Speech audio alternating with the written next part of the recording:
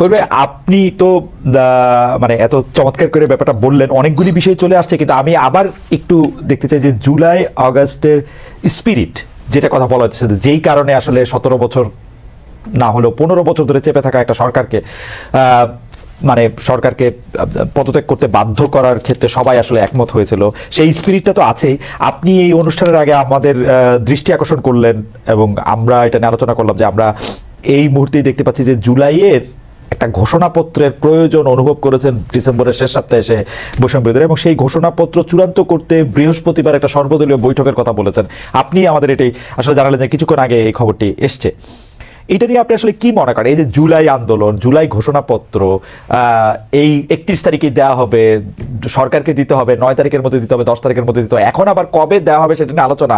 আমার আপনার নিশ্চয়ই খুব ভালো করে জর্জ অরওয়েল পড়া, ব্যাপারটা কি আসলে নিউ স্পিকের দিকে যাচ্ছে কিনা, যে মানে এইটার নিয়ে একটা আলোচনার মধ্যে যাওয়া, আপনি যদি আমাদের একটু বলেন। দেখুন,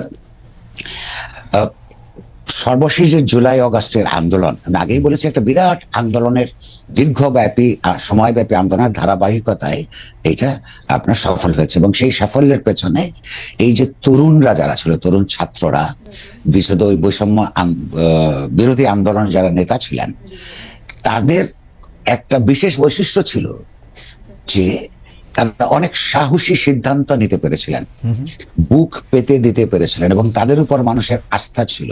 এর আগে কিন্তু এই গত 15 বছরে কম মানুষ হত্যাকাণ্ডের শিকার হয়নি, নিপীড়নের শিকার হয়নি, এবারও হয়েছে। কিন্তু অন্যরা, আমরা লক্ষ্য করেছি যে একটা বিপর্যয়ের একটা পর্যায়ে কিংবা নিপীড়নের একটা পর্যায়ে আন্দোলন প্রত্যাহার করেছেন কিংবা আন্দোলন থেকে পেছনে গেছেন, কিন্তু এই ছাত্রদের আহ্বানে মানুষেরও একটা আস্থা তৈরি হচ্ছিল।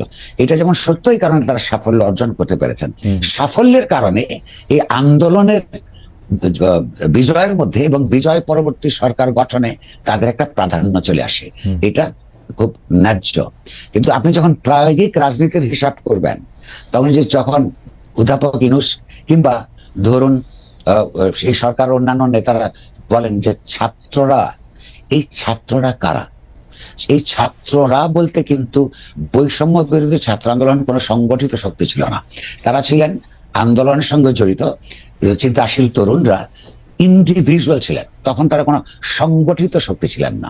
বলে প্রধান শত্রু এই সমস্ত রাজনৈতিক দলগুলি যারা শেখ হাসিনার স্বৈরতান্ত্রিক সরকারের বিরুদ্ধে লড়াই করেছেন, তাদের কিন্তু কামিয়াব হয়ে যাবার পরে তারা কিন্তু আপন আপন রাজনীতি, পুরনো আপন আপন ভাবাদর্শ এবং তাদের ছাত্র সংগঠনগুলিও সেই রাজনীতিতে নিজেদেরকে নিয়োজিত করেছে, এবং এটা খুব অস্বাভাবিক না।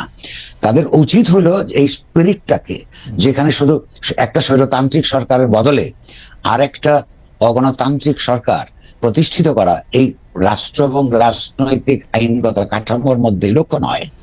সমাজে সমতা নিশ্চিত করা, আইনগুলির গণতন্ত্রায়ন, রাষ্ট্রের গণতন্ত্রায়ন, এগুলো যদি তারা যুক্ত না করে সেটা দুর্ভাগ্যজনক। কিন্তু বাস্তবে আমরা দেখছি তাদের অনেকেই দ্রুততর সময়ের মধ্যে একটা নির্বাচনের মাধ্যমে ক্ষমতায় যেতে চান।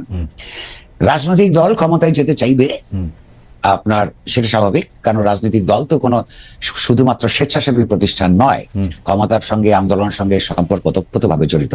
কিন্তু ইতিহাস তাদের সামনে, এই যে রক্তাক্ত ইতিহাস তৈরি হলো, তাদের সামনে যে দায় সৃষ্টি করেছে, এই দায় মেটানোর কাজটা তারা কদ্দূর এগিয়ে নিতে চান, কিংবা সমাজ তাদেরকে কদ্দূর বাধ্য করতে পারে, তার উপর নির্ভর করবে আপনার এই যে ভবিষ্যৎ ডিক্লারেশনের যেটা কথা বলছেন, এই ডিক্লারেশনটা কি আমি জানি না, অনুমান করি যে এখানে কতগুলি প্রতিশ্রুতির কথা থাকবে, যে এগুলো এই ধরনের কাজ আমরা করব। তো এই বিভিন্ন, কিন্তু এখানে তো অনেক রাজনৈতিক দল, তাদের ভাবাদর্শগত অনৈক্য আছে প্রচুর। যেমন ধরুন, যারা ইসলামপন্থী রাজনীতি করেন, তারাও এই আন্দোলন অংশগ্রহণ করেছেন, এই সংলাপে তারাও আসবেন।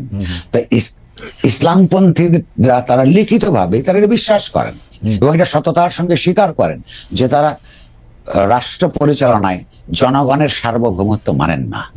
এটা তো অগণতান্ত্রিক কথা। যারা আধুনিক গণতন্ত্রে বিশ্বাস করেন, যেটা মূলত ফরাসি বিপ্লব, মার্কিনের বিপ্লব ইত্যাদি ক্লাসিক্যাল গণতান্ত্রিক বিপ্লবের মধ্য দিয়ে বাংলাদেশ সহ নানান অঞ্চলে ছড়িয়ে পড়েছিল, তো তাদের প্রথম কথা হচ্ছে যে একটা রাষ্ট্র বা একটা সংগঠন গণতান্ত্রিক কিনা তার প্রধান হচ্ছে যে তারা ওই সংগঠন পরিচালনায়, রাষ্ট্র নিজেও একটা সংগঠন, জনগণের সার্বভৌমত্ব, জনগণের ইচ্ছাই শেষ কথা, এটা মানেন কিনা? তাহলে এইরকম বিপ্রতীপ ধর্মী নানান সংগঠনের সঙ্গে সংলাপ হবে, তারা কদ্দূর কি অ্যাগ্রি করবেন, কিংবা তারা এটাকে এগিয়ে নেবার ক্ষেত্রে নীতিগত কৌশল কি অবলম্বন করবেন, এটা আমরা এখনো জানি না। যদি ধরেন যে সবচেয়ে মিনিমাম যেগুলো অগ্রগতি, যেগুলো একমত হবে সেইভাবে, নাকি যারা মেজরিটিরা একরকম যেটা একমত হবে, এইসব নিয়ম কানুন প্রতিষ্ঠার উপর বা নীতিমালা নির্ধারণের উপর নির্ভর করবে যে এখানে কোনো ঐক্য হবে কিনা। ইতিমধ্যে শক্তির একটা প্রদর্শনীও আমরা লক্ষ্য করছি, কিন্তু ভবিষ্যতে হয়তো আরো বেশি থাকবে। যেমন ধরুন জাতীয়তাবাদী দল যখন, বা তার জাতীয়তাবাদী ছাত্র দল, কিংবা অপরাপর বামপন্থী ছাত্র সংগঠনগুলি, তারা এই ছাত্র বলতে যে শুধু বৈষম্য বিরোধী ছাত্র সংগঠনের নেতৃবৃন্দকে বোঝায় না, সেটা প্রমাণ করবার জন্য তারা শোডাউন করবে। অর্থাৎ ছাত্ররা মানে আমরাও এই আন্দোলনে অংশগ্রহণ করেছে এবং তাদেরও অনেকের জীবন গেছে, পঙ্গুত্ব বরণ করেছে, যেমন অন্যান্যরাও করেছেন। ফলে এইগুলিকে সমন্বয় সাধন করার মধ্য দিয়ে একটা ইতিবাচক দিকে এগিয়ে যেতে পারবেন কিনা, সেইটা এখন নির্ভর করছে অধ্যাপক ইউনূসের সরকারের আপনার কি বলবো উপর, তাদের সাফল্যের উপর।